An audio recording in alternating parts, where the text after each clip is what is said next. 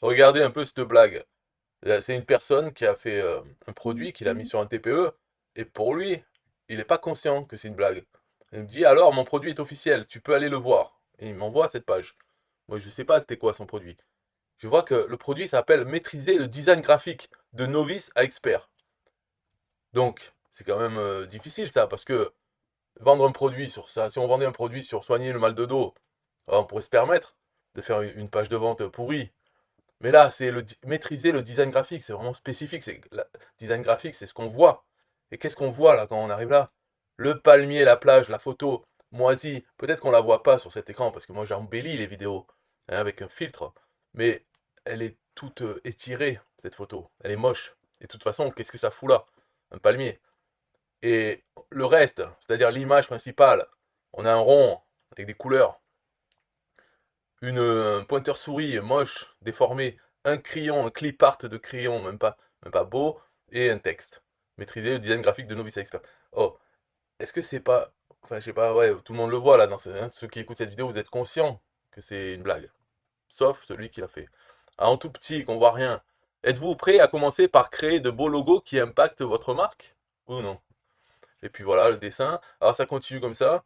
Euh, le choix de la police de caractère, bien sûr, est très étudié, hein, j'imagine. Une solution rapide, simple, adaptée à tous les débutants. Alors, remarquez hein, la mise en valeur de cette chose-là, maîtriser le design graphique de novice à expert. C'est quand même le sujet de ce livre, hein, ce produit numérique. Et ça continue. Bon, acheter maintenant, ça c'est le bouton standard d'un TPE qui nous donne, est toujours mis en valeur. Voici ce à quoi vous allez devoir avoir accès dans ce livre.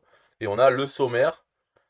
Bon, alors pas besoin de mettre des titres, des sous-titres et tout ça, hein, il suffit de mettre tout centré, ça fait plus joli.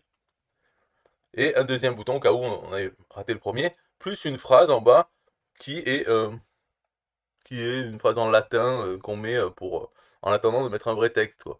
Praesent, alique, nece, edictum, valancule, je sais pas quoi. Et voilà, c'est tout. Donc, le design graphique excellent, on remarquez quand même les bords arrondis de la boîte. Pas d'ombre, parce que justement c'est un choix artistique, pas mettre d'ombre. Ça fait trop ancien, ça fait années 90-2000, les ombres portées, ça se fait plus maintenant. Bon, pour cette image, justement, on la laisse carrée pour renforcer le côté bloc de ce fond bleu en transparent. Vous remarquez qu'on voit quand même le palmier, donc la boîte ne cache pas le fond, c'est important. Montrer quand même qu'il y a différents niveaux de composition. Ce n'est pas simplement en 2D, hein, c'est-à-dire horizontale, verticale, non, il y a aussi la profondeur avec, en jouant sur les calques, sur l'opacité des calques. Très important. Alors, donc cette personne, Alex Auguste, oh, je dis son nom, je voulais que ça reste anonyme, mais bon, ah, peut-être il va s'améliorer. Donc Alex Auguste, je lui dis quelle blague, il me dit comment, je dis je te fais une vidéo pour expliquer. Hein.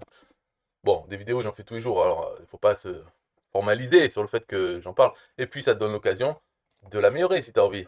Alors, mon conseil donc, puisque là si tu regardes, c'est si tu fais un produit, prends un autre sujet. Si tu peux pas faire un beau design graphique, euh, fais un produit sur un autre sujet. Ok. Par exemple, j'envoie des pages de vente pourries et qui se vendent, des produits qui se vendent dans le domaine des jeux d'argent. Donc les paris sportifs, on voit leurs pages de vente sont pourries, il y a des fautes partout.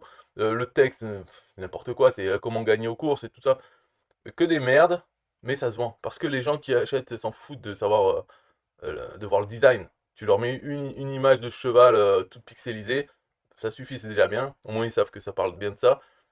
Mais là, tu as choisi maîtriser le design graphique. Et ta page de vente ne montre pas du tout une maîtrise du design graphique. Donc du coup, ton produit là, enfin même les gens débiles, ils vont se dire, oh mais il y a un problème là, il me parle de ça, et il m'a mis un crayon pourri, enfin, ça tout veut rien dire, voilà, et puis le texte c'est pas beau, enfin, et moi je vais acheter un livre à ce mec qui a fait ça comme page de vente.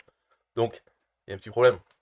Alors, si tu ne peux pas faire mieux, parce que aussi, attention, hein, il ne faut pas le blâmer, Alex Auguste, il a utilisé un TPE Go hein, pour faire sa page, pour héberger tout son produit sur un TPE, le service un TPE Go, qui n'est pas une référence en matière de graphique. Hein, on n'a pas beaucoup de possibilités.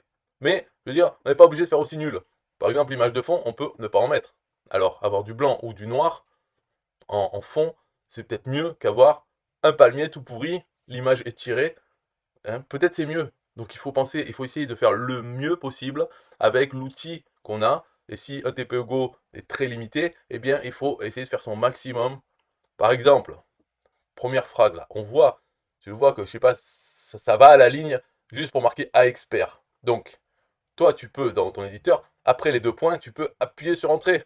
Comme ça fera maîtriser le design graphique, 2 points, à la ligne, passer de novice à expert.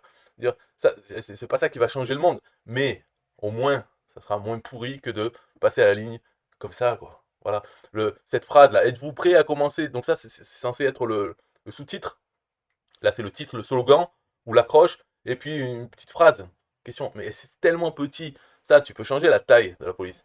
Donc, cette phrase, si c'est la deuxième, c'est qu'elle doit être un peu importante. Alors, mets-la en plus gros. Et pareil, si elle dépasse des bords, eh ben, tu la coupes au bon endroit. Un endroit, quand on parle, voilà. Êtes-vous prêt à commencer par créer, hop, 2 beaux logos, enfin quelque chose. Couper à un moment donné, pas laisser faire comme ça. Voilà, enfin bon, après, moi, je suis pas conseiller en design graphique non plus, hein, mais il y a un minimum. Et puis même, si on vend un produit sur le design graphique, c'est plus qu'un minimum. Il faut vraiment, quand même, essayer d'apporter un peu de crédibilité à ce produit. Après, bon, c'est ton premier produit, je sais même pas si ça vaut le coup d'avoir fait ça. Il faut voir dans un TPE qu'est-ce qui se vend. On va voir que c'est pas les trucs sur le design graphique, ok? Faut regarder, mais sur un TPE, ce qui va se vendre le mieux, c'est des conneries qui tournent autour de l'argent. Là, par exemple, maîtriser le design graphique, si tu disais, euh, voilà, maîtriser le design graphique pour gagner plus d'argent. Déjà, ça pourrait justifier l'achat du produit parce que c'est pour gagner plus d'argent. Parce que là, c'est quoi? C'est pour impacter ma marque. Je veux faire des beaux logos. Non, je paye quelqu'un qui me fait des beaux logos. Et celui que je paye, il a intérêt à avoir un site qui montre qu'il a des beaux logos. Pas cette page-là. Voilà. Donc tout ça. Mais le mieux, si tu veux faire des produits, c'est fais des produits qui se vendent déjà. Voilà. Et tu fais ta version de ce produit. Et il aura plus de chances de se vendre juste par sa nature. Mm. Et peut-être que sa nature ne nécessite pas d'avoir des talents de designer graphique. Ouais, c'est tout pour ce conseil, c'est gratuit alors, hein. C'est déjà bien. Bye bye.